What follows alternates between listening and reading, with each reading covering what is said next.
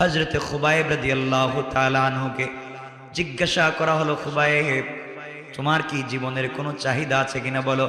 খুবাইব বললেন, অবশ্যই আছে, আমি এই মুহূর্তে ইন্তেকালের আগে 2 রাকাত নামাজ পড়তে চাই। নামাজের সুযোগ দেওয়া হলো।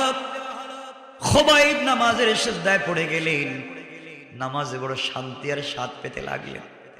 লম্বা নামাজ হয়ে যাচ্ছে, তাড়াতাড়ি সালাম ফিরিয়ে দিলেন। কাফেরেরা বলছে, খুবাইব রে, আজকে তো তাড়াতাড়ি নামাজটা শেষ করে দিলে কেন? খুবাইব বলছেন, তোমরা শোনো রে, আমার নামাজে বড় শান্তি লেগেছিল, লম্বা সময় নামাজ পড়তে চাইছিলাম, কিন্তু তোমরা মনে মনে ভাববে আমি ভয় পেয়ে মনে হয় নামাজকে লম্বা করতেছি, এই জন্য তাড়াতাড়ি নামাজ শেষ করে দিয়েছি। নামাজের ভিতরে আমি বিশ্ব নবীর চেহারা মুবারক দেখতে পেয়েছি। এবার খুবাইবকে বলা হলো, খুবাইব শোনো, তোমাকে ছেড়ে দেওয়া হবে, এই মুহূর্তে আমরা তোমাকে ছেড়ে দেব, বিনিময়ে তুমি একবার তোমার নবীকে গালি দাও, শুধু গালি দেও, গালি দিলেই ছেড়ে দেব। খুবাইব বললেন, শোনো, আমার শরীরে যতক্ষণ পর্যন্ত প্রাণ আছে আমি দুনিয়ার বিনিময়ে আখেরাতকে বিক্রি করতে পারি না, আল্লাহর রসুলকে গালি দিয়ে দুনিয়ার জমিনে বেঁচে থাকতে পারি না। আমি ইন্তেকাল এমন ভাবে করতে চাই, আমাকে যদি 1,00,000 বার শহীদ করা হয়, 1,00,000 বার পৃথিবীতে আগমন করি, এরপরও বিশ্ব নবীকে ভালোবেসে আল্লাহর হুকুম মেনে দুনিয়া থেকে বিদায় নিতে চাই। আমার বন্ধুগণ, ঈমান কেমন ছিল? হযরতে খুবাইব উপর দিকে হাত উঠে বলছেন, আল্লাহ, শত শত মাইল দূরে আমি, না জানি আমি মরে গেলে কেউ খবর পাবে না, আমি যখন শহীদ হয়ে যাব আল্লাহ তাআলা আমার শাহাদতের সংবাদটুকু রাসূলের কাছে পৌঁছে দিও।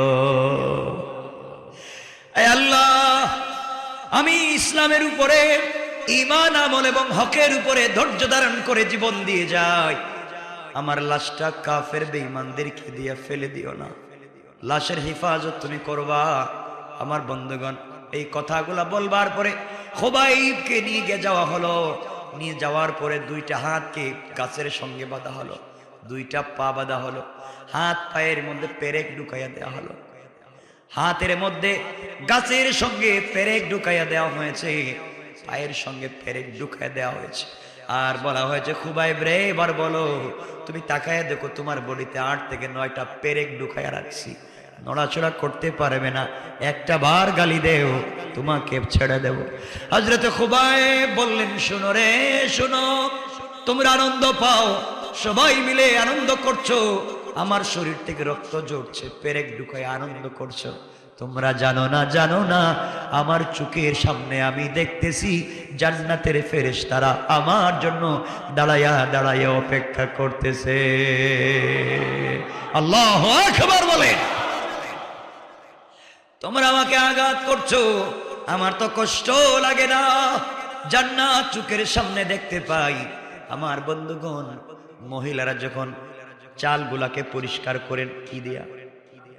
চালনি, চালনির যতগুলা ছিদ্র আছে, এইভাবে 90 থেকে 190টা ছিদ্র হযরতে খুবাইবের বডিতে করা হলো, সুই দিয়া বডিতে করা হলো, একদিক থেকে অপর দিক দেখা যায় এমন করে ছিদ্র ছিদ্র করে দেওয়া হলো, একটা বারের জন্য কালিমা ছেড়ে দেয় না।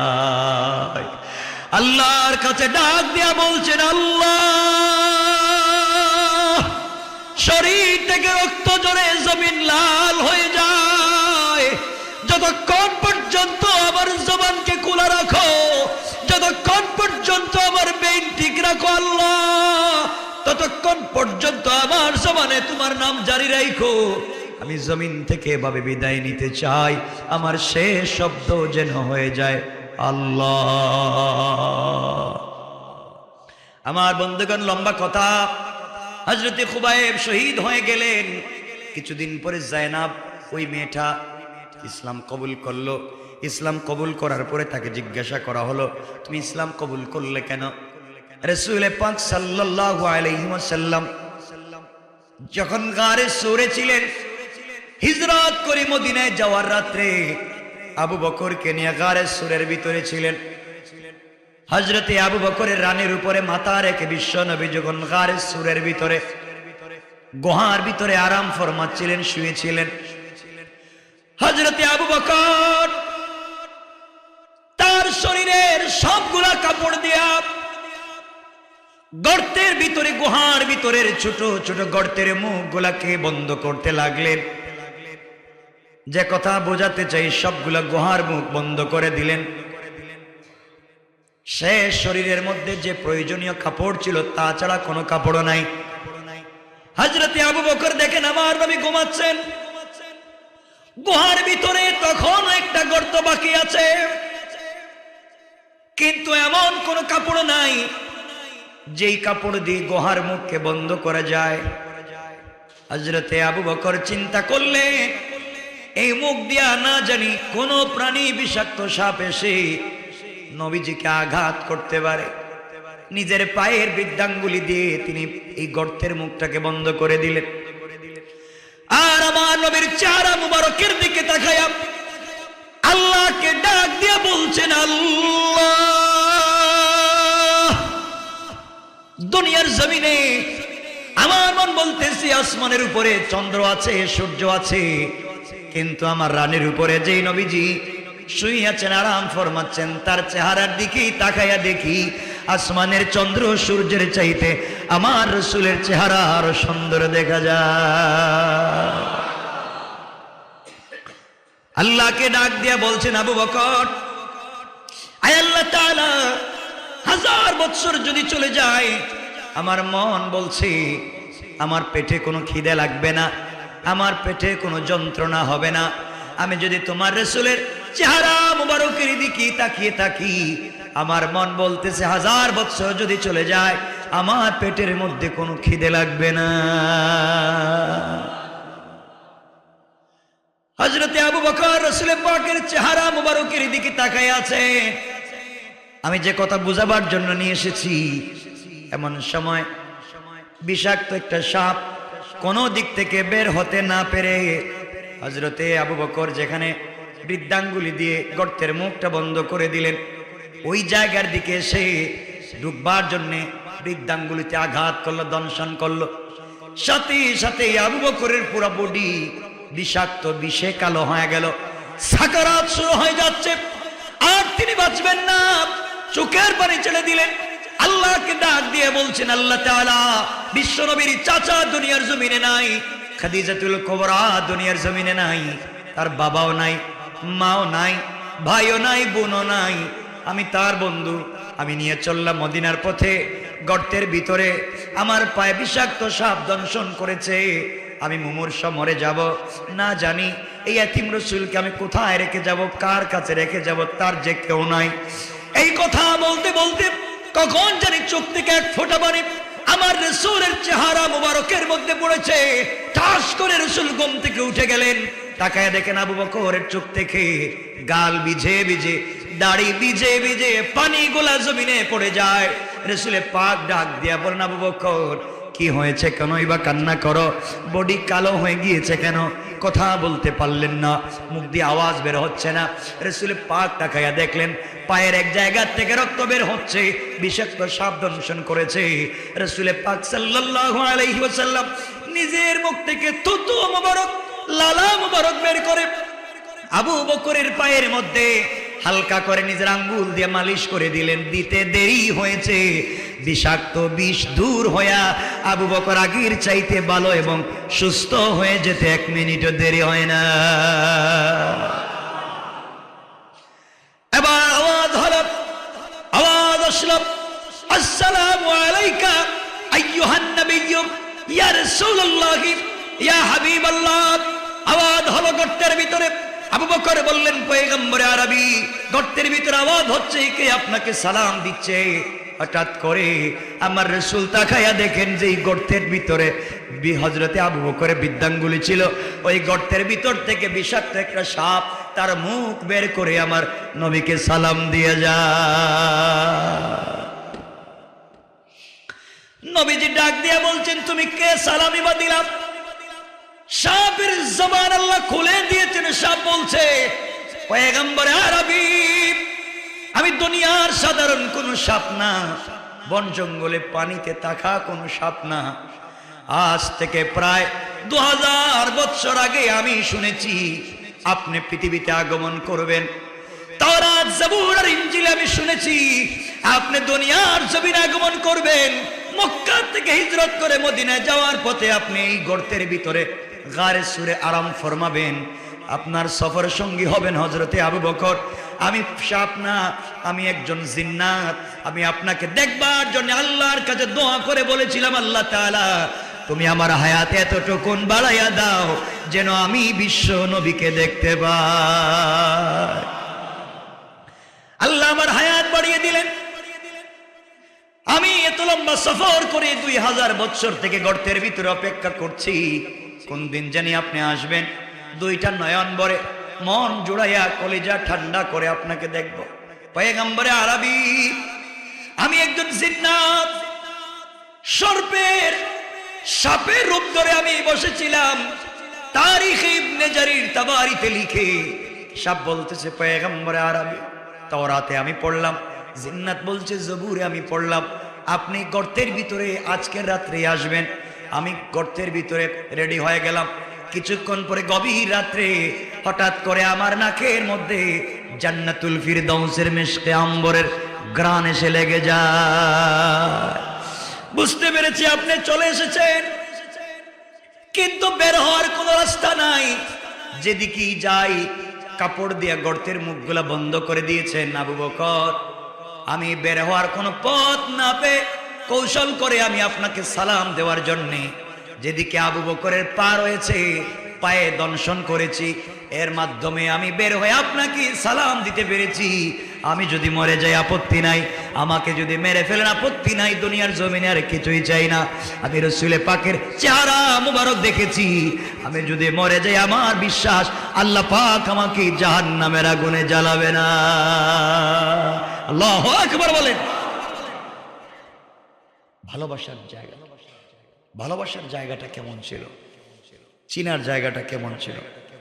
আর আজকে আমরা দরকার নেই, আজকে আমরা সে রাসূলকে ভুলে বসে রয়েছি। রাসূলকে ভালোবাসলে এই 4 গুণ যদি রাখেন, আমানু ইল্লাল্লাযিনা আমানু, 1 নাম্বার ঈমান, 2 নাম্বার ওয়া আমিলুস সলিহাত, 3 নাম্বার যদি সত্যের পথে থাকেন, 4 নাম্বার ওয়াতাওয়াসাউ বিস সাবর, ধৈর্য ধারণ করেন।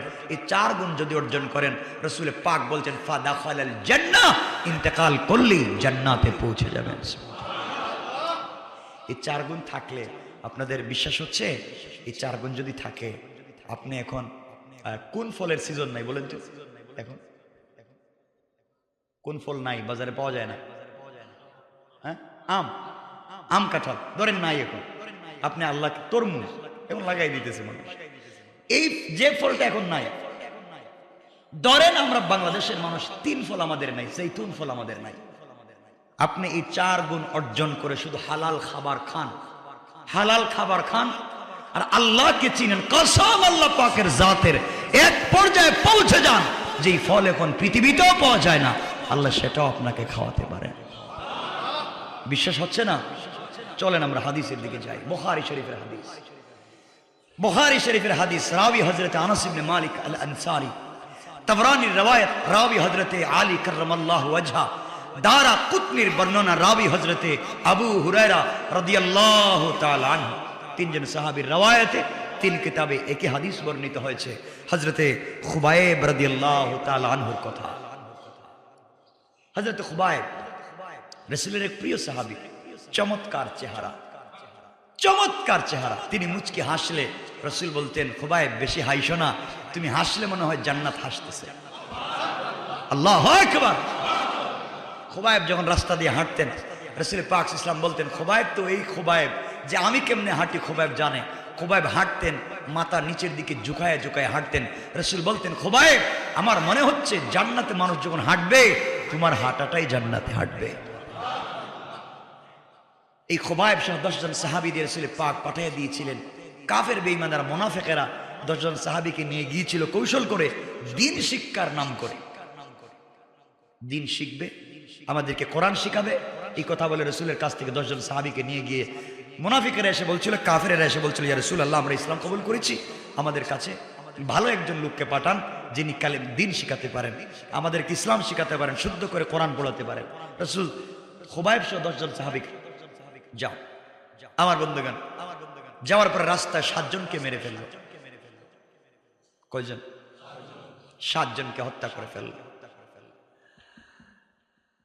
বাড়িতে নেওয়ার পরে আরো 2 জনকে শহীদ করে ফেলল। বাকি আছেন হযরত খুবাইব। কেউ নাই, সবাইকে হত্যা করে ফেলেছে। খুবাইবকে বন্দী করা হয়। যেই ঘরে বন্দী করে রাখা হলো, এই বাড়িতে একটা মেয়ে ছিল যার নাম ছিল জাইনাব। মনে রাখবেন এই মেয়ের নাম, পরবর্তীতে তিনি মুসলিম হয়েছিলেন।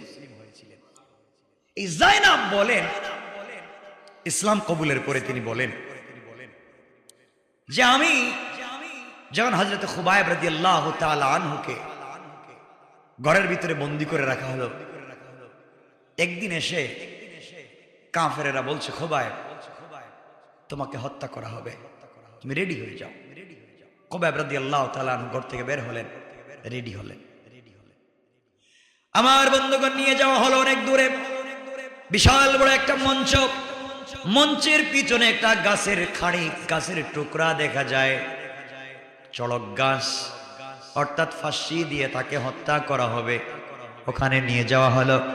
হযরত খুবাইব রাদিয়াল্লাহু তাআলা আনহুকে জিজ্ঞাসা করা হলো, খুবাইব তোমার কি জীবনের কোনো চাহিদা আছে কিনা বলো।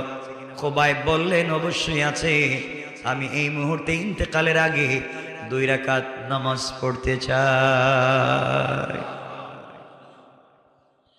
নামাজের সুযোগ দেওয়া হলো।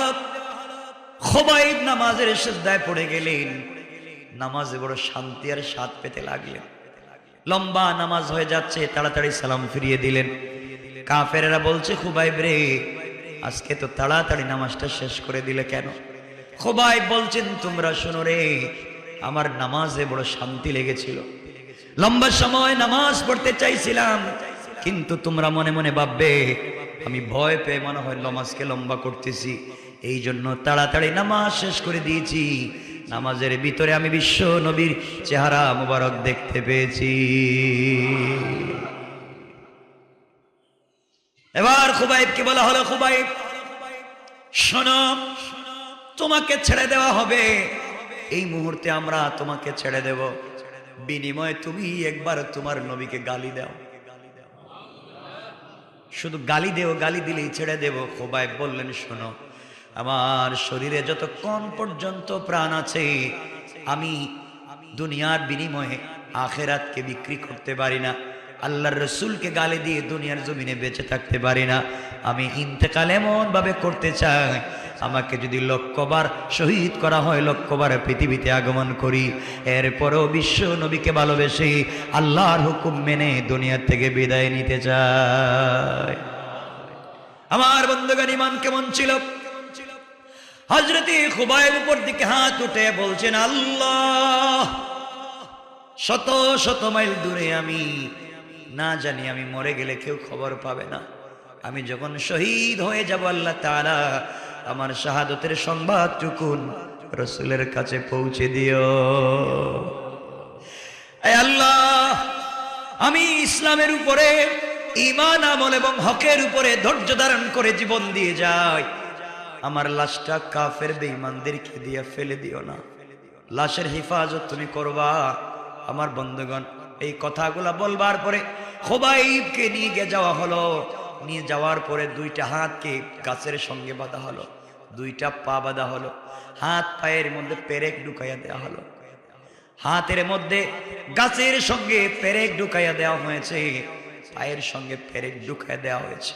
আর বলা হয়েছে, খুবাইব রে, এবার বলো, তুমি তাকাইয়া দেখো, তোমার বডিতে 8 থেকে 9টা পেরেক ঢুকাইয়া রাখছি, নড়াচড়া করতে পারবে না, একটা বার গালি দেও, তোমাকে ছেড়ে দেব। হযরত খুবাইব বললেন, শোনো রে, শোনো, তোমরা আনন্দ পাও, সবাই মিলে আনন্দ করছো, আমার শরীর থেকে রক্ত ঝরছে, পেরেক ঢুকায় আনন্দ করছো, তোমরা জানো না আমার চোখের সামনে আমি দেখতেছি জান্নাতের ফেরেশতারা আমার জন্য দাঁড়ায়া অপেক্ষা করতেছে। আল্লাহু আকবার বলেন। তোমরা আমাকে আঘাত করছো, আমার তো কষ্ট লাগে না, জান্নাত চোখের সামনে দেখতে পাই। আমার বন্ধুগণ, মহিলারা যখন চালগুলাকে পরিষ্কার করেন কি দিয়া? চালনির যতগুলা ছিদ্র আছে এইভাবে 90 থেকে 190টা ছিদ্র হযরতে খুবাইবের বডিতে করা হলো, সুই দিয়া বডিতে করা হলো। একদিক থেকে অপর দিক দেখা যায় এমন করে ছিদ্র করে দেওয়া হলো, একটা বারের জন্য কালিমা ছেড়ে দেয় না। আল্লাহর কাছে ডাক দিয়া বলছেন, আল্লাহ, শরীর থেকে রক্ত ঝরে জমিন লাল হয়ে যায়, যতক্ষণ পর্যন্ত আমার জবানকে খোলা রাখো, যতক্ষণ পর্যন্ত আমার বেইন ঠিক রাখো আল্লাহ, ততক্ষণ পর্যন্ত আমার জবানে তোমার নাম জারি রাখো। আমি জমিন থেকে এভাবে বিদায় নিতে চাই, আমার শেষ শব্দ যেন হয়ে যায় আল্লাহ। আমার বন্ধুগণ, লম্বা কথা, হযরতে খুবাইব শহীদ হয়ে গেলেন। কিছুদিন পরে জায়নাব, ওই মেয়েটা ইসলাম কবুল করলো। ইসলাম কবুল করার পরে তাকে জিজ্ঞাসা করা হলো, তুমি ইসলাম কবুল করলে কেন? ওই মহিলা ডাক দিয়ে বলতেছে, তোমরা জানো না, আমি যখন খুবাইবকে গভীর রাত্রবেলা দেখতাম, ঘরের ভিতরে 1 মাস হয়ে গেল, পানিও দেয় না, খাবারও দেয় না, কোনো খাবার পানি ঘরের ভিতরে দেওয়া হয় না। জানালার ফাঁক দিয়া, দরজার ফাঁক দিয়ে আমি দেখতাম খুবাইব ঘরের ভিতরে বসা, আর তার সামনে রয়েছে বিভিন্ন প্রকারের ফলমূল রাখা। আমি মাঝে মাঝে খুবাইবকে বলতাম, খুবাইব, তুমি জেলের ভিতরে বন্দী, তোমাকে খাবার দেওয়া হয় না, তোমাকে পানি দেওয়া হয় না, তুমি এত সুন্দর সুন্দর ফলমূল কোথায় পেয়েছো? বেমৌসুমি ফল তুমি কোথায় পেয়েছো? খুবাইব আমাকে বলছে যে আল্লাহর উপরে ঈমান বিশ্বাস রেখে আজকে কষ্ট করে জেলের ভিতরে আছে রে, ওই আল্লাহ পাক আমার জন্য জান্নাত থেকে স্পেশাল খাবার পাঠিয়ে দিয়েছে। আল্লাহু আকবার বলে। এজন্য আমার বন্ধুগণ, আমার ভাইরা, যে কথা বলতে চাইলাম, আল্লাহ কসম করে বলছেন মানুষ ক্ষতিগ্রস্ত। ওই মানুষ ক্ষতিগ্রস্ত যেই মানুষের ভিতরে 4 গুণ নাই। এই 4 গুণ না থাকলে মানুষ ক্ষতিগ্রস্ত হবে, আর এই 4 গুণ যদি থাকে মানুষ সফল কাম হবে। 4 গুণের 1 নাম্বার গুণ হলো ইল্লাল্লাযীনা আমানু, যারা ঈমান আনবে। 2 নাম্বার ওয়া আমিলুস সালিহাত, যারা নেক কাজ করবে। 3 নাম্বার ওয়া তাওয়াসাউ বিল হক, যারা সত্যের উপরে থাকবে। 4 নাম্বার ওয়া তাওয়াসাউ বিস সবর, সকল কাজে যারা ধৈর্য ধারণ করবে। দেখবা তুমি ভালো কাজ করতেছো, তোমার মানুষ সমালোচনা করে, গীবত করে, হাসাহাসি করে, পাল্টা জবাব না দিয়া ধৈর্য ধারণ যদি করতে পারো, আল্লাহ পাক একদিন তাকেও হাসির পাত্র বানাইয়া দিবে। ঠিক কিনা বলেন? এই জন্য দুনিয়ার জমিনে অহংকার করা যাবে না, দুনিয়ার জমিনে সম্পদের অহংকার করা যাবে না। আমি তো বারবার আপনাদের পায়ে ধরে একটা কথা বুঝাতে চাই, আল্লাহ রাব্বুল ইজ্জত ওয়াল জালাল বলেছেন, ওয়াল্লাযীনা ইয়াকুলুনা রাব্বানা ইসরিফ আন্না আযাব জাহান্নাম ইন্না আযাবাহা কানা গরামা। আমার বন্ধুগণ, কবরে যাওয়ার আগে, সাকারাতে যাওয়ার আগে অন্তরকে যদি আমরা পরিষ্কার করতে পারি, নিজেকে ছোট করতে পারি, আপনার টাকা আছে, আপনার সম্মান আছে, আপনার ক্ষমতা আছে, আপনি বড় আলেম, আপনি প্রফেসর, আপনি শিল্পপতি, ওগুলা নিয়ে দুনিয়ার জমিনে অহংকার করা যাবে না। এগুলা নিয়ে দুনিয়ার জমিনে অহংকার করা যাবে না, দুনিয়ার জমিনে ফিতনা করা যাবে না, দুনিয়ার জমিনে অন্যায় অনাচার করা যাবে না। আল্লাহ রাব্বুল ইজ্জত ওয়াল জালাল বলেছেন, গোলাম রে, দুনিয়ার জমিনে যদি তোমরা ইসলামের পথে, কোরআনের পথে অটল অবিচল থাকো, ইন্তেকাল করলে জান্নাতে পৌঁছে যাব। কোন সুবহানাল্লাহ। এই জন্য আমি যে কথা আপনাদেরকে মনে করে দিতে চাই বারবার, আমার বন্ধুগণ, আপনাকে আল্লাহ ক্ষমতা দিয়েছেন, টাকা দিয়েছেন, কোটি টাকা দামের গাড়িতে বসা, আপনি ফার্ম গেট গিয়েছেন, আপনি গুলিস্তান থেকে পল্টনের দিকে আসছেন, আপনি শাহবাগ গিয়েছেন, আপনি চানকার পুল পার হইয়া পুরান ঢাকার দিকে ঢুকছেন, রাস্তায় জেমে পড়েছেন, আপনার গাড়ি Prado, land cruiser, petrol, X-Trail, আপনার গাড়ির দাম তো শেষ নাই। 5-6 কোটি টাকা দামের গাড়িতে আপনি বসে আছেন। রাস্তার মধ্যে ভিখারি, ভিক্ষুক, ফকির ভিক্ষার ভাঙ্গা থালা হাতে নিয়া ডাক দিয়া বলতে, সাপ আমাকে 5টা টাকা দিয়ে যান। ফকির বলছে, স্যার আমাকে 10টা টাকা দিয়ে যান। আমি ভিক্ষুক, আমি প্যারালাইসিস রোগী, আমার ঘরে 3টা বাচ্চার খাবার নাই। ভাইরে, আপনি 1 কোটি টাকা দামের গাড়ির গ্লাস খুললেন না। আপনার অহংকার, আমি খুললে টাকা দিলে হাতে ময়লা লেগে যাবে, রাস্তার ধুলাবালি আপনার গাড়িতে ঢুকে যাবে, আপনি তার প্রতি ভ্রুক্ষেপ করলেন না। আপনার জানা থাকা দরকার যে আল্লাহ ফকিরকে ভিক্ষার ভাঙ্গা তালা হাতে ধরাইয়া রাস্তার ফকির বানিয়েছেন, ওই আল্লাহই আপনাকে কোটি টাকা দামের গাড়িতে বসিয়েছেন। আপনি যদি দুনিয়ার জমিনে ক্ষমতা টাকার গরমে অহংকার করেন, দিন তো করে আবার সকাল হবে, আবার সন্ধ্যা হবে, আবার জুমাবার আসবে, আবার বছর ঘুরবে, এমন একদিন আসবে যে আল্লাহ ওই ভিক্ষুককে ভিক্ষার ভাঙ্গা তালা হাত থেকে ফেলে দিয়া কোটি টাকা দামের গাড়িতে বসাইয়া আপনার মতো সম্পদওয়ালা টাকাওয়ালার হাতে ভিক্ষার ভাঙ্গা থালা দরাইয়া রাস্তায় নামাইয়া দিতে আমার আল্লাহর 1 মিনিটও দেরি হবে না। ঠিক কিনা বলেন? এজন্য দুনো লাইনে কারণ গেছে, ঝড় হচ্ছে, ও দুনো লাইনে নাই। যাক, আমরা লম্বা করতে চাই না। সুতরাং এতক্ষণ যা কথা বলে যা বুঝাতে চাই না, আল্লাহ কসম করে বলছেন মানুষ ক্ষতিগ্রস্ত সবাই। 4 দল মানুষ ক্ষতিগ্রস্ত না। যারা ইমান এনে 1 নাম্বার ইমান আনছে, 2 নাম্বার নেক আমল করছে, 3 নাম্বার সত্যের পথে আছে, 4 নাম্বার ধৈর্য ধারণ করেছে। এই 4 কাজ যারা করবে, একদিন তাদের দিন ফিরিয়ে দিবেন কে? কথা বলেন কে? আমাদের এই ঢাকা শহরে নাই? আজ থেকে 50 বছর আগে বেচারা ঢাকা শহরে অস্তিত্ব ছিল না, ঘর নাই, বাড়ি নাই, খাওয়ার নাই। আজকে তার টাকা পয়সার অভাব নাই, নাই? আর বহুত লোক আজ থেকে 50 বছর আগে ঢাকা শহরে 1000 কোটি টাকার মালিক ছিল, তার ছেলে এখন রিক্সা চালায়। কথা বলেন না কেন? করতে পারেন কে? এই আল্লাহর উপরে বিশ্বাস আছে তো?